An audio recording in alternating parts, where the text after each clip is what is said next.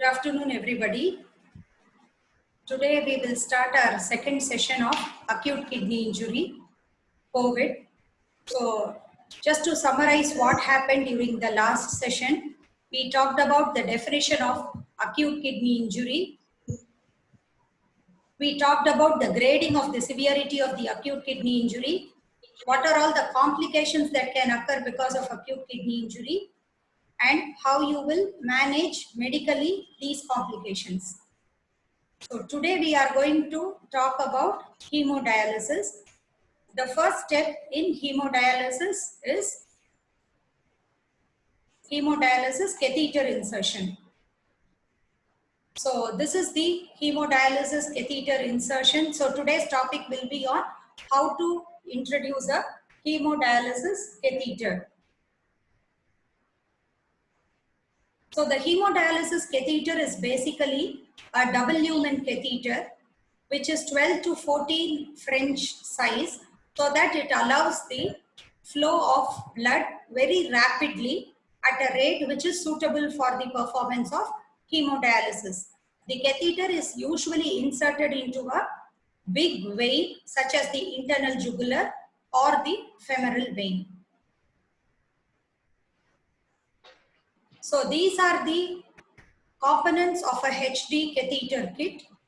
It comprises of an introducer needle. Then you have the guide wire whose one tip is J-shaped and the other is straight. You have two dilators and you have the double lumen hemodialysis catheter, which you can see here. These are the two exit points. The one which is color coded blue and one which is red in color. And all these come together as a hemodialysis catheter kit. You would be indenting it as a double lumen hemodialysis catheter kit. And this can be curved, this end. This is a curved double lumen dialysis catheter, which is typically used for an internal jugular vein catheterization. And for a femoral catheter, you would have a straight catheter, which means that these two will not be curved, but it will be straight. Now, what is the specification for the hemodialysis catheter? So it is a double lumen catheter and it is made up of polymers like polyurethane. The length of the catheter is different for a jugular and a femoral catheter. The internal jugular catheter, the tip of it should be placed at the junction of the superior vena cava with the right atrium. Whereas a femoral catheter, so the internal jugular vein catheter should be 20 to 25 centimeters long. Whereas if you take a femoral catheter, the length should be more because it is inserted at the femoral vein and it has to go up to the inferior vena cava. The tip of this femoral catheter should be in the inferior vena cava. So the catheter length should be 30 to 35 centimeters. So you need to indent and get two sizes of the catheter, which basically refers to the length. One is 20 to 25 centimeters for insertion into the internal jugular vein, and the other is 30 to 35 centimeters for insertion into the femoral vein. The diameter of the catheter, however, is the same. It is 12 to 14 French. And for an internal jugular, you will use a curved double lumen catheter, whereas for a femoral, you would use a straight catheter. So this is the basic catheter kit. Apart from that, you need two cups. All these are of course sterile. Two cups, one for keeping the heparinized saline and one for the disinfectant. The advised disinfectant should be a chlorhexidine or an alcohol-based disinfectant. We no more use iodine-based ones. You need cotton balls or sterile gauzes for cleaning the area. You need a forceps for holding this cotton ball or the gauze. You need an artery forceps and a needle holder and a skin holding forceps to suture the catheter in place. You need lignocaine for local anesthesia. You need two 10 cc syringes with needle, one for keeping the heparinized saline and one for taking the lignocaine.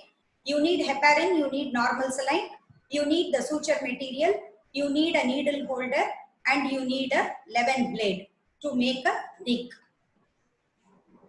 Now, so the commonest recommended site is the right internal jugular vein. So in a patient who is otherwise okay, who does not have any other central lines, for the purpose of hemodialysis, the first choice is a right internal jugular vein.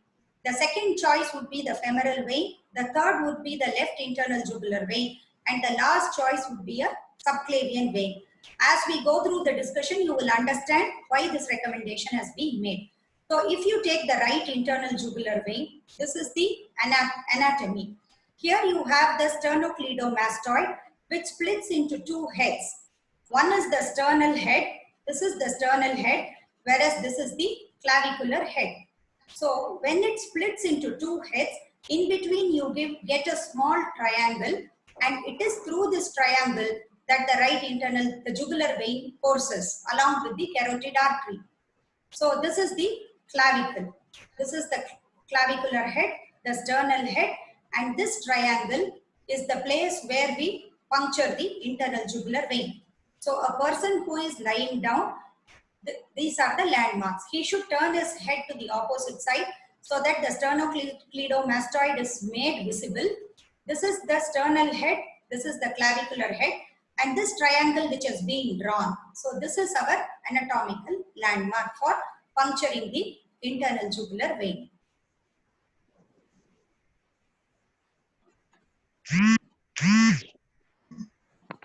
Now we go to the next slide. So here I am going to show you a video of an internal jugular vein catheterization which is taking place in our hospital. So the patient is in the ICU. He is on a ventilator.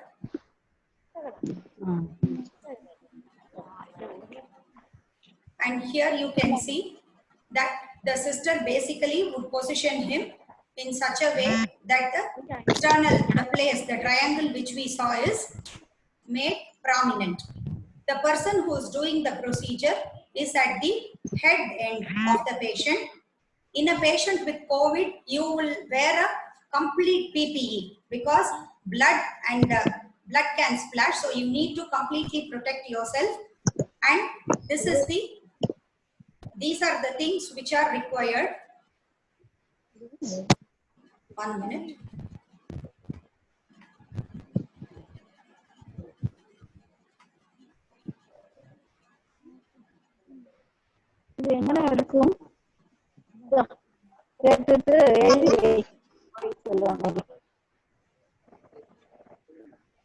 So the ultrasound machine is here. The patient is positioned here. The sister who is assisting is here. And the doctor has now keeps everything ready. So this is the kit or the tray, which contains two bins, one containing saline and one containing the disinfectant, sterilium. The W-min catheter is here. She is attaching the introducer needle to the syringe.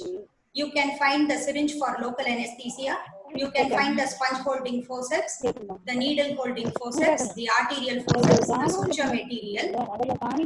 So all these you make sure load saline into the introducer needle. And this is the ultrasound probe. The ultrasound probe is also sterilized and a sterile tissue is kept there. So you keep everything ready before you start the procedure. And here are the two dilators. Typically there are two dilators. The two dilators are there, and you can also see the bottle of lignocaine. So all these have to be kept ready when you are going to start the procedure. Screen rotation.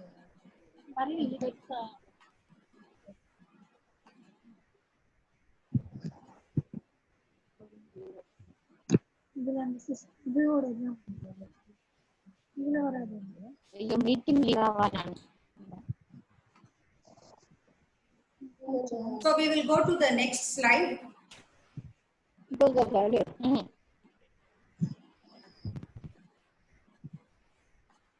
So the next slide, the patient's skin has been prepared. Of course, you shave the patient, get an informed consent about what you are doing from the patient and relatives. Please explain to the patient what you are going to do, what level of pain he will have and what he has to expect. And you have cleaned the place with disinfectant and you have put a sterile drape. Now you are actually going to first identify the anatomical landmarks. You are going to use the ultrasound probe and you are going to visualize the internal jugular vein and the carotid artery. So when you keep the ultrasound probe transversely, you get a short axis view of the internal jugular vein and the carotid artery. So when you do that and look at the ultrasound machine, you can see two lumina. One is the internal jugular vein, which is seen above, which is compressible. So when the performer applies pressure on the probe, the internal jugular vein will collapse, whereas the carotid artery will not collapse. And that is how you will know which is the internal jugular vein and which is the carotid artery. Inadvertent puncture of the carotid artery can lead to complications. So the first procedure is that you keep the ultrasound probe and you identify the landmarks on ultrasound.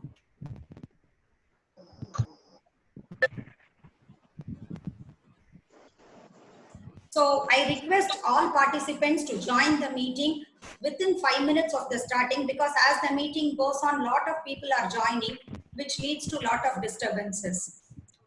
So once you have identified the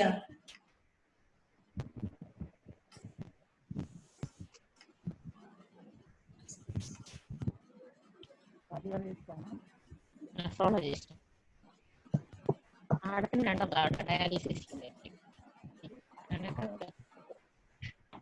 So once you have done that, the next process is to give local anesthesia. So you have identified the puncture point by the ultrasound. So now you have to give local anesthesia and anesthetize the skin as well as the subcutaneous structure in and around the place where you are going to actually insert the introducer needle.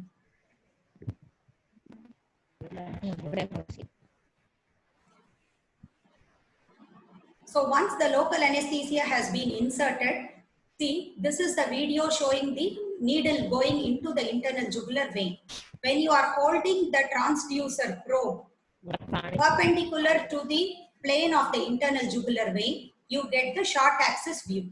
In the short axis view, as you advance the introducer needle, you can see it going into the skin subcutaneous tissue and it is puncturing the internal jugular vein and it has gone inside. The tip of the needle is seen as a radio opaque dot. So this is how it will appear on ultrasound when you puncture it. This is the longitudinal axis. Here you are keeping the ultrasound probe along the direction of the internal jugular vein. So here you can see better the whole needle and you can see the length of the needle. So you will know the depth at which it is going. You can use an oblique view, which I will show in the next slide. So here the probe is held in an oblique manner, and when the needle punctures, you can see that this puncture is going perilously close to the posterior wall of the internal jugular vein. When you use an oblique or longitudinal view, you will know whether the needle is going into the posterior wall, near the posterior wall of the vein, and whether it is puncturing the posterior wall, which has to be avoided. So always use the transverse view and also the longitudinal view. So now, once you have made sure of all that, you puncture the vein. So the introducer needle is here, heparin is saline is here. The person is actually viewing the ultrasound. He is using the needle in the dominant hand. Non-dominant hand, you are supposed to keep the probe and see, you can see the flow of blood. The flow of blood will be uninterrupted. It will not be a spurt like when you puncture an artery. Once you do that, you insert the guide wire. Now the guide wire has to go in very smoothly. No force has to be used. Gently push the guide wire through the needle. This is the Seldinger technique, which is the technique which is used typically for cannulating any vessel or any tube. So once the guide wire goes in, a 11 blade is used to create a small nick. The nick will be 0.5 to 1 centimeter, just enough to allow the dilator to go in. Once this is done, apply pressure and remove the needle. So only the guide wire is staying in the place, and the guide wire has gone through and through the internal jugular vein up to the superior vena cava. So once this is done, the next step is to insert the dilators.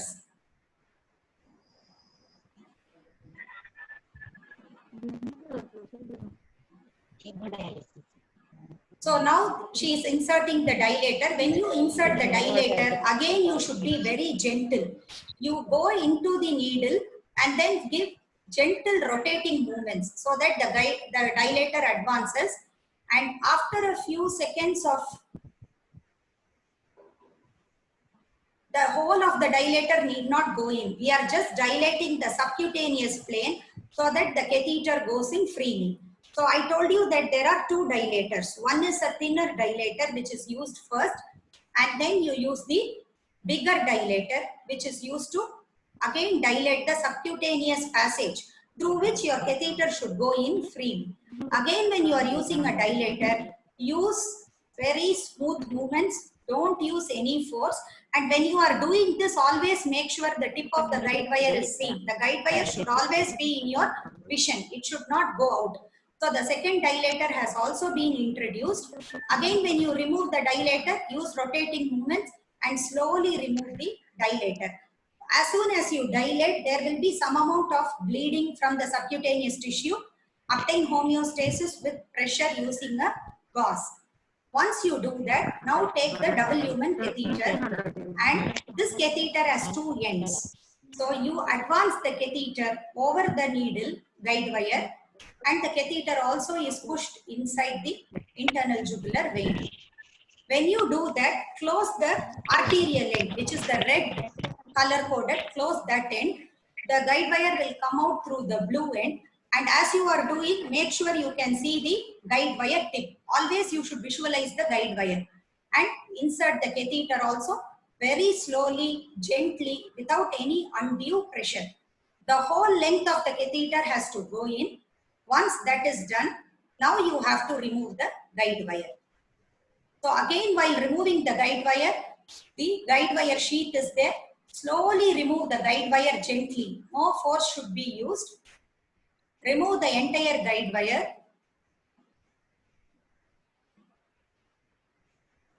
And close the, as soon as the guide wire comes out, this has to be closed.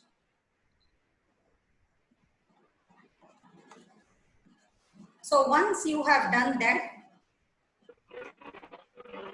now you clean the area again with disinfectant. Some blood might have been there, so clean everything. You check the patency of both the lumen. Make sure that blood is flowing out freely. So again, take heparinized saline and attach it to both the lumina. First to the red one. Once you attach, open this clamp, aspirate, and you should get blood flowing freely. The same procedure is repeated on the blue side, which we call as the venous end. So make sure that blood is flowing freely, which means that the catheter is inside the lumen. Now once this is done, you again take the heparinized saline and flush both the ends of the catheters, and generally a heparin lock is also given. That means you give usually 0.8 ml of heparin, and you also give on the other side, one end, venous end and arterial end, you have to give unfractionated heparin, 0.8 and 0.9 cc, depending on the catheter's manufacturing instruction. They will tell how much of heparin we need to give, and you give that heparin and close the caps and put a dressing. Usually we keep a gauze, sterile gauze with some alcohol-based disinfectant, and you have to put a transparent dressing. The best dressings are transparent dressings. We use Tegaderm, which is hypoallergenic and which is transparent. So this is how this is the procedure of insertion of the internal jugular vein catheter. So though the procedure looks simple when an experienced person does it, complications can occur. Major venous injuries can cause significant morbidity and high mortality rate, especially if you do not diagnose the injury and rapidly correct it. You can injure the internal jugular vein, innominate vein, superior vena cava, mediastinal vessels, and right atrium. the guide wire can get trapped against the vessel wall. So when you advance the guide wire, it has to go into the lumen. On the other hand, if it goes and hits the vessel wall, and if it starts hitting the vein wall, then subsequently when you insert a dilator, this dilator can cause injury to the vessel wall. It can tear the vessel and bleeding can occur. So significant hemorrhage. So the patient is always, the procedure is done in an intensive care unit where the patient is on a cardiac monitor so that you can see the pulse. There is an NIPP, you are monitoring the blood pressure and you are monitoring the oxygen saturation. Whenever there is a significant hemorrhage, suddenly the blood pressure will fall, the pulse rate will go up, the patient's pulse volume will become less, the patient becomes pale, and if you do a hemoglobin point of care, it would have dropped drastically. So you can injure the parietal pleura when your catheter is going inside, and so pleural bleeds can occur, and if there is a mediastinal hemorrhage, it can be life threatening. Other complications which can occur are sometimes the guide wire can get entangled, or if you don't keep the tip of the guide wire under your vision, the guide wire can go entirely into the vein, and once you lose the guide wire, you cannot put the dilator or the catheter, and it becomes a real problem, and you have to call either the interventional radiologist or your vascular surgeon or a cardiothoracic surgeon to remove the guide wire.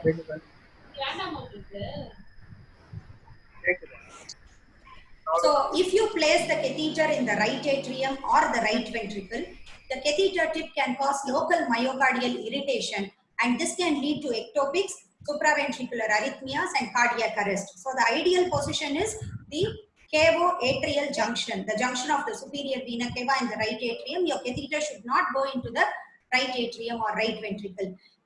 You can also perforate the right side of the heart, which will lead to cardiac tamponade, which is catastrophic.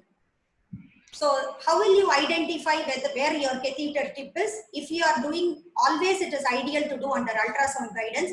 So once you do the procedure, use the same ultrasound probe and make sure that your catheter tip is at the junction of the SVC and the right atrium. An X-ray, when you take an X-ray, it will show that the catheter is at the junction of SVC atrium if it lies 1.5 to 2 vertebrae below the carina. That also gives a clue. You can sometimes injure the carotid artery, and that is very rare, 1%, and so that is why you always do an ultrasound guided catheter insertion, so that you will never puncture the carotid artery. If you injure the parietal pleura, you can cause a pneumothorax, pneumomediastinum, which are again catastrophic complications. Injury to the lymphatics can cause chylothorax. Tracheal injury can occur. See, in this area, you have the internal jugular vein, you have the carotid artery, very near is the trachea. So if you injure the trachea, that also becomes a problem. Nerve injury to the recurrent laryngeal nerve can result from trauma or hematoma. Similarly, the sympathetic chain, brachial plexus, phrenic nerve can be injured. Air embolism can also occur. So when you saw the procedure, you would have seen that the operator is always keeping the catheter tip hub closed. So if inadvertently air enters into your catheter, it will lead to air embolism, which is again a fatal complication of the procedure. So this is one X-ray where a left subclavian catheterization has been done. You can see still the left subclavian catheter, and this patient immediately developed respiratory distress and hypoxia, and you can see a left-sided pneumothorax.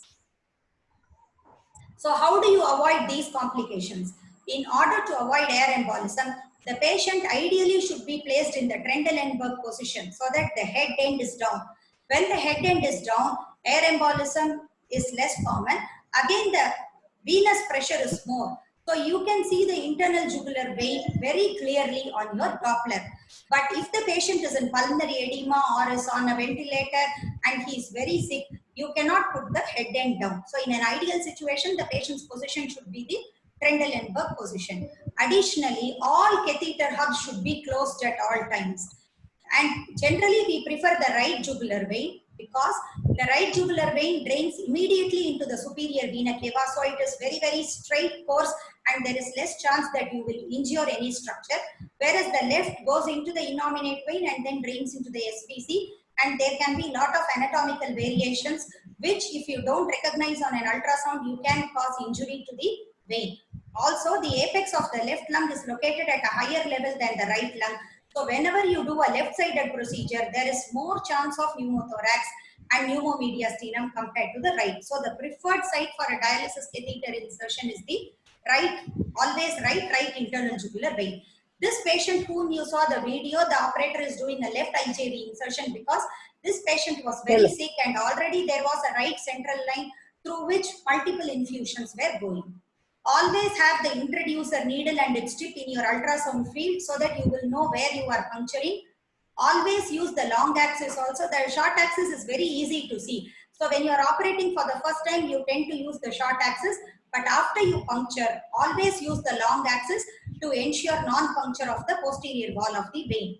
Wires and dilators must never be advanced against any resistance. The guide wire, dilators, catheter should go in very freely. If you encounter resistance, please withdraw, see what is happening on ultrasound and then go again. Never do the procedure with lot of pressure. Dilators should not be advanced fully. You saw the length of the dilator, but totally it need not go in. You are only doing it to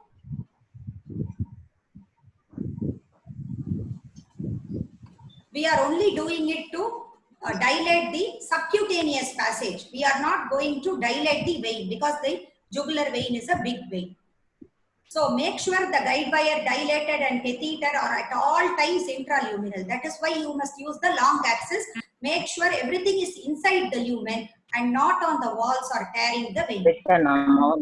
So you will say that whenever you put the catheter and when you aspirate, if the flow is good, you know that it is in the. So you can say that if the catheter is on the wall or not in the superior vena cava, flow will not be there. But this can be misleading because if you have created a huge thoracic bleed or a pleural bleed, and if your catheter is there, if you still aspirate, blood will come out freely. But the ultrasound will show where your catheter is present. So when you are doing the procedure, be aware that anything can happen, any complication can happen. Only thing is, when you are getting a consent, you are going to get a proper informed consent. Tell the patient's relative all the complications which can occur. Get an informed consent. And when you are doing the procedure, be aware, be prepared to quickly recognize the complications, and you must know to effectively manage because you will not have time. When you have created a pneumothorax or a huge bleed, you will not have much time to salvage the patient. So that is about the jugular catheterization. Femoral catheterization, the Seldinger technique is the same, only the anatomical landmark is different. So I'm not going to show a video. I'm just going to tell how to locate the femoral vein. This is the femoral triangle. You have the anatomical land point is the anterior superior iliac spine. So you have the anterior superior iliac spine and the pubic tubercle. If you draw a line,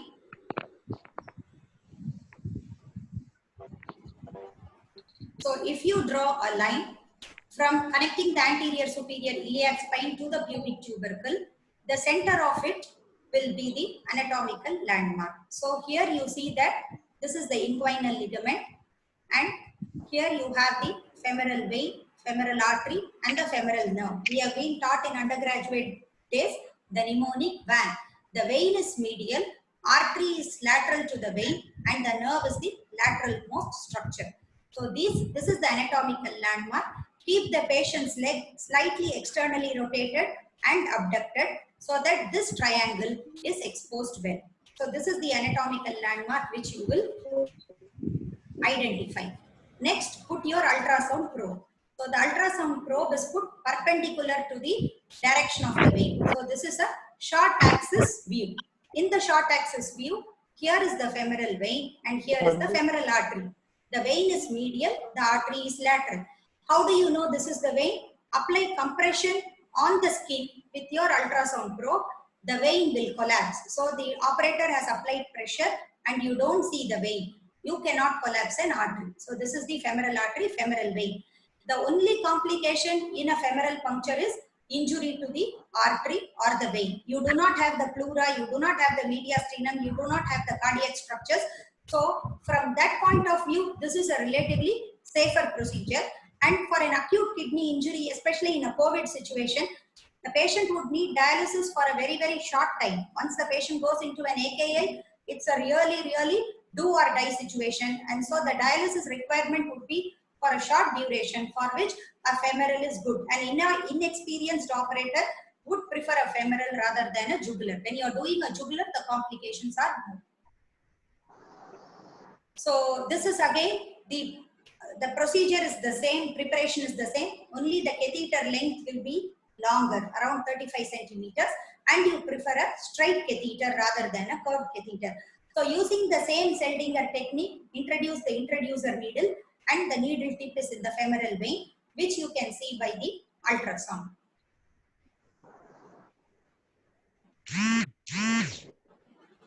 So now, what are all the complications? So the procedure is the same. To put the introducer needle, use the guide wire, use the dilator, and you introduce the femoral catheter. What are all the complications which can occur? First is a local hematoma. Obviously, when you are puncturing the vein, there can be some hematoma, especially if the patient has got a bleeding tendency. You can inadvertently puncture the femoral artery if you are not very careful or if you are doing it blind, and then the blood would spurt out, and you remove the introducer needle, apply good amount of pressure for 5 to 10 minutes, and then once the bleeding stops, you go ahead with the vein puncture. That is why the standard of care when you are introducing a central vein is only under ultrasound guidance. And I think that most of the hospitals in Southern Railway, the divisional hospitals and Arakonam have an ultrasound machine. Just take the machine, take the help of the radiologist, or you yourself can apply the gel, and you can start visualizing the femoral vein and the internal jugular vein. You can injure the femoral nerve because it is also near the femoral vein in the femoral canal. So these are quite common. As you advance the guide wire or the dilator or the catheter, you can cause injury to the iliac vessels, especially due to the dilator or catheter if you are not careful and tearing the femoral vein. This will cause a torrential retroperitoneal hemorrhage which can be fatal. However, when you do under ultrasound guidance and when you put a dilator and catheter, when you do a long axis view and you are making sure that your dilator is in the lumen and not on the vessel wall, the chances are less. However, it can occur. The incidence is very, very less. It is just 0.5%. So this is in short about the catheterization of the two major vessels, the internal jugular vein and the femoral vein. So you have to start initially by doing what's necessary. When you are faced with a situation where the patient needs a central line, it may not be for dialysis. It may be that the patient is in shock and the peripheral veins are collapsed. And just to get a venous access, you need to puncture the jugular or the femoral to put a central line. It becomes an absolute necessity for the patient. It is the question of his survival. So start by doing what's necessary. Then slowly you will be able to do it. You do what is possible and suddenly you become an expert and you are doing the impossible. So as I said earlier, you must be prepared both professionally and emotionally. We only have two weapons, knowledge and resilience. So in the initial session, we saw what is AKI, how to diagnose and how to medically manage. And in the second session, we have seen an important part, which is necessary both for hemodialysis and CRRT, which is the hemodialysis access. Unless you have a proper access double lumen catheter, you cannot run the hemodialysis or the CRRT. And so this is what we have learned today. Thank you. Since the time limit is waived off, we have